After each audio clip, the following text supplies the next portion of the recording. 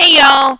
In this video we're going to talk about evaluating rational expressions with roots and exponents.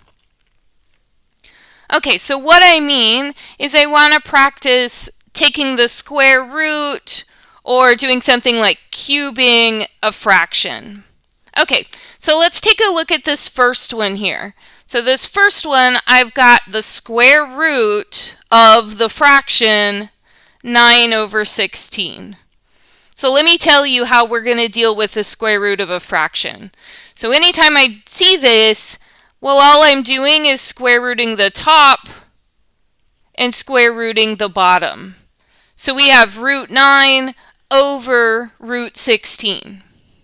Okay, well, the square root of 9, that's just 3.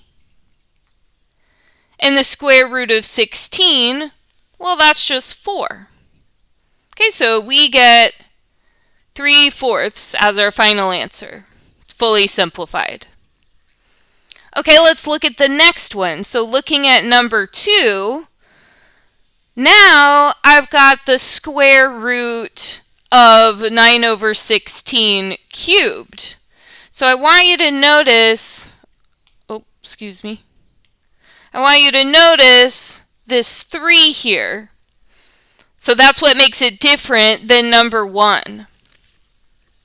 Okay, so as we've seen in the previous video, I can rearrange those and put them in any order I want. So I'm going to rewrite this to be the square root of 9 over 16, and then I'm going to cube the whole thing. Oh, I meant 9, not 19.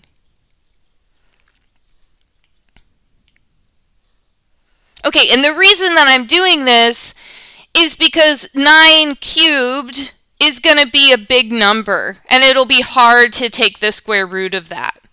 But we already know what the square root of 9 over 16 is, because we just did it.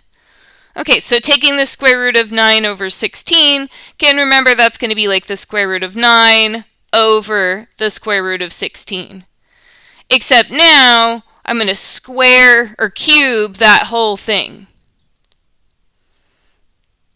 Okay, so we just saw that square root of 9, well, that's 3. Square root 16, again, is 4. But now we're cubing this whole guy. Okay, and the same rule applies for exponents.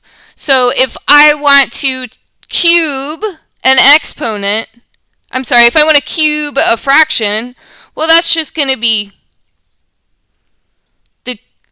cube the top and then cube the bottom. Okay, so let's see. 3 cubed, that's like 27. And then cubing 4, well, we get 64.